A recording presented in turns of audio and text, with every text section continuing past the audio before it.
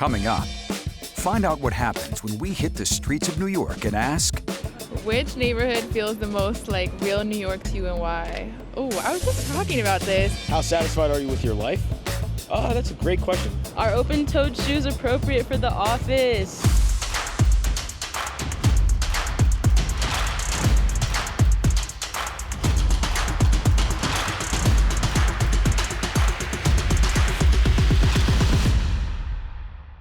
What's one thing outsiders get wrong about New Yorkers?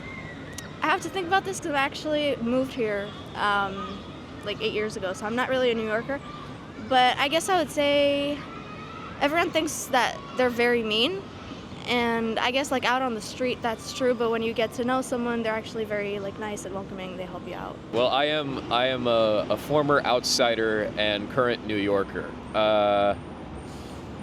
One thing. I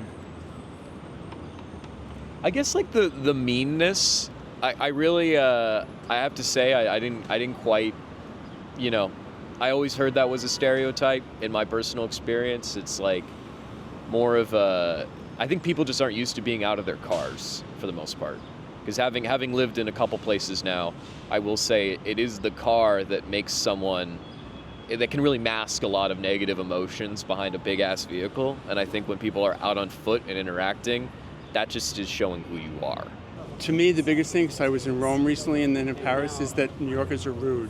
I find a lot of Europeans even ruder than New Yorkers. So New Yorkers are great at, if something happens to somebody, they'll jump in and help you. They sympathize with you.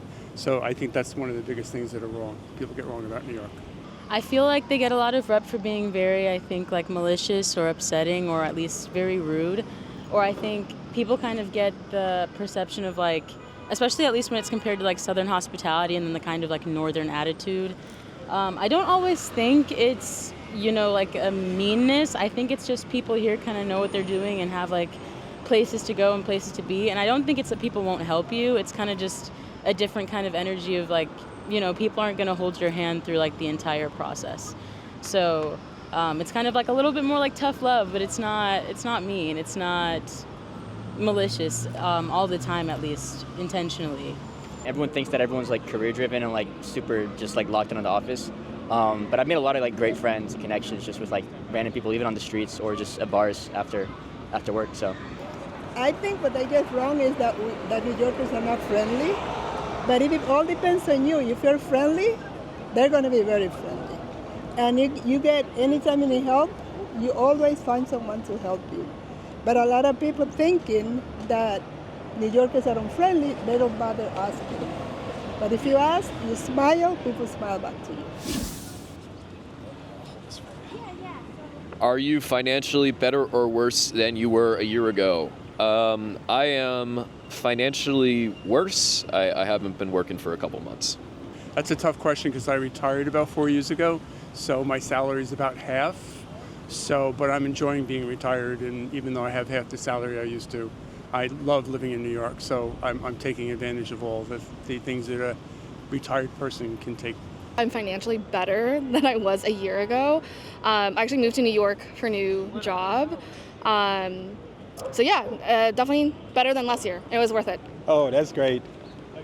I am financially worse, brutally honest, worse off than I am a year ago. Yeah, but I'm trying to change that.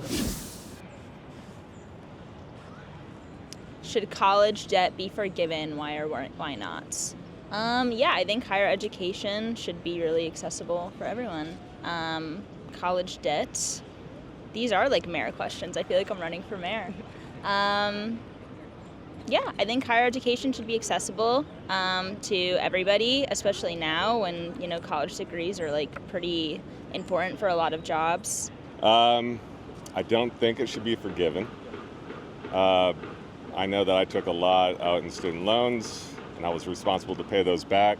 I think there's probably solutions that we could take, but I don't think outright forgiveness is the right option. Yes, it should be forgiven because students pay a lot of money they overpay actually for sometimes career that they don't even get to use. These times are very hard times for everyone, especially for young people. What's your favorite parade in New York City and why? Well, I mean, there's the obvious, but I'm going to go with the Halloween parade. The classic Thanksgiving Day parade. Obviously a classic, but the Halloween parade, I think, just to highlight a lot of the oddities of the city. That's a good question. I would say Pride, of course, yeah. And why? Because I'm queer, so. I don't have a favorite parade in New York City. Do most people have favorite parades in New York City? I don't think that's a New Yorker thing. We've got more questions and more views coming up. But first, let's travel around the city and NYC it. At just 11 years old, Sebastian Wilson doesn't dream about being a boss someday. He's already one. With his namesake, Sebastian Spices and Slices. His parents wasted no time building generational wealth, opening up the Caribbean-style pizza shop in Flatbush in October. She thought that I should own a business for my 10th birthday. And it's become the hangout spot for him and his friends, where they order one of his favorites on the menu. This one is called the Bash Slice, which has pineapple and jalapenos in it. Yeah, I see what they're talking about. That's good, bro. And every now and then, his friends get curious about his role as an 11-year-old boss. They always ask me if it's hard to do this, and it actually is. Yeah. Unlocked. This is the kitchen. This is the kitchen. Sebastian showing us around before getting his hands dirty himself, cooking up an oxtail pizza slice, another favorite on the menu. His mom from Trinidad and Tobago and his stepdad from Grenada have no problem stepping in, showing him the ropes, since they've been restaurant owners since before he could walk. I have to come in here and make sure everything's all right and make sure nothing bad's happening. And if you ask Sebastian where he hopes to land later in his journey in the pizza biz, a very good business owner in the future, better than how I am right now. And I wish for this place to be a more bigger and better place. But for now, as far as this oxtail slice is concerned, how do you think people are going to rate that pizza then? Probably a 9 or 10. 10. You confident in a 10? Mm-hmm. All right, bet. The reviews speak for themselves.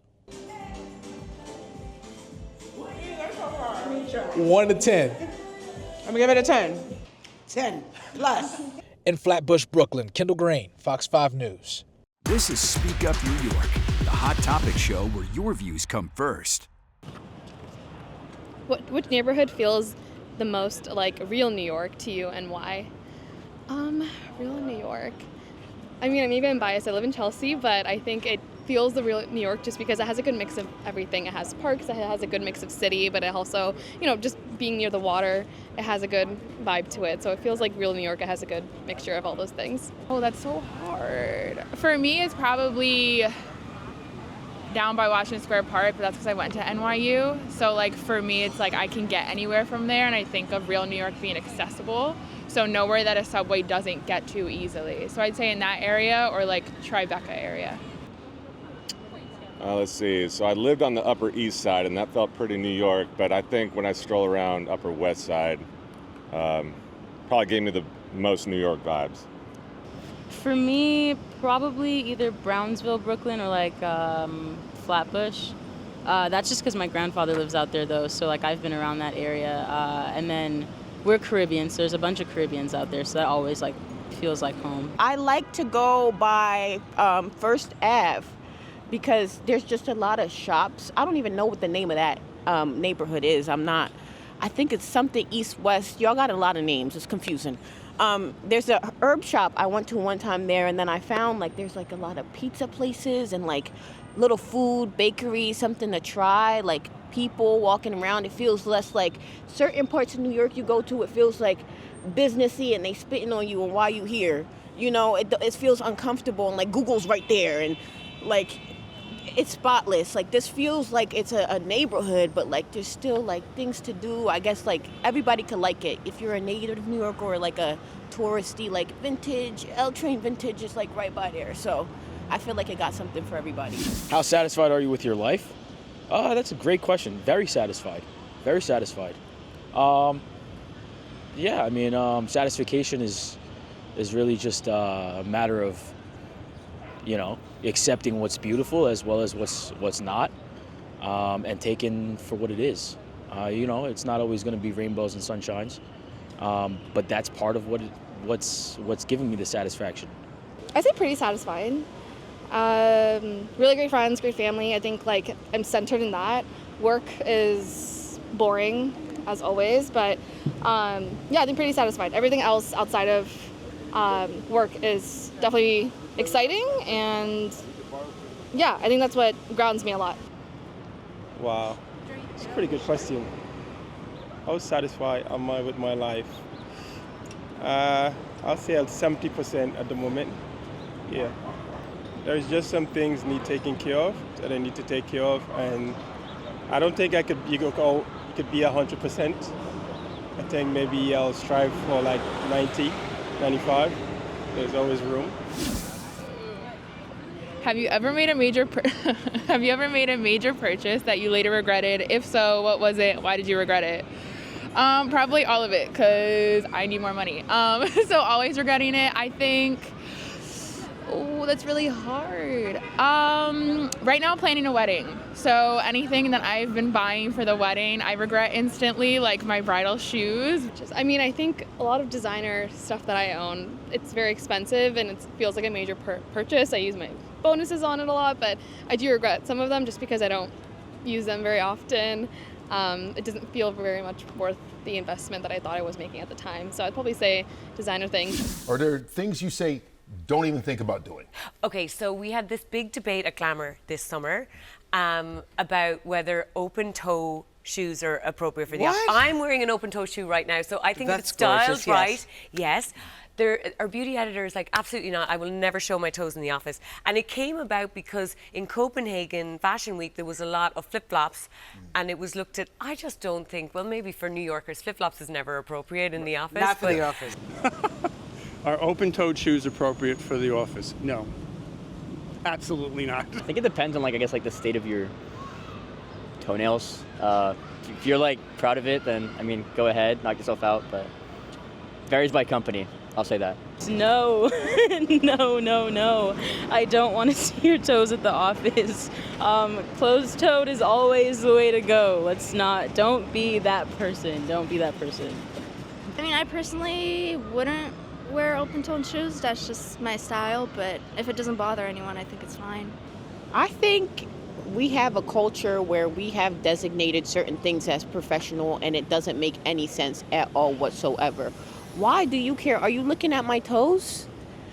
Do we not have work to do? I feel like certain of the rules, I used to be a chef and they told me to take out my hoop earrings. Man, what do the earrings have to do with me chopping up these vegetables? How is this inhibiting? Certain of the rules, they just don't make any sense. I feel like someone was just bored and was like, what's the dumbest thing we can make them do? You know what? Hoop earrings bigger than a quarter is now banned across the board. Why? Are you looking at my toes? That's my opinion. Personally, I don't care. We want your view. Get ready to share your opinion when Speak Up New York hits the streets again real soon.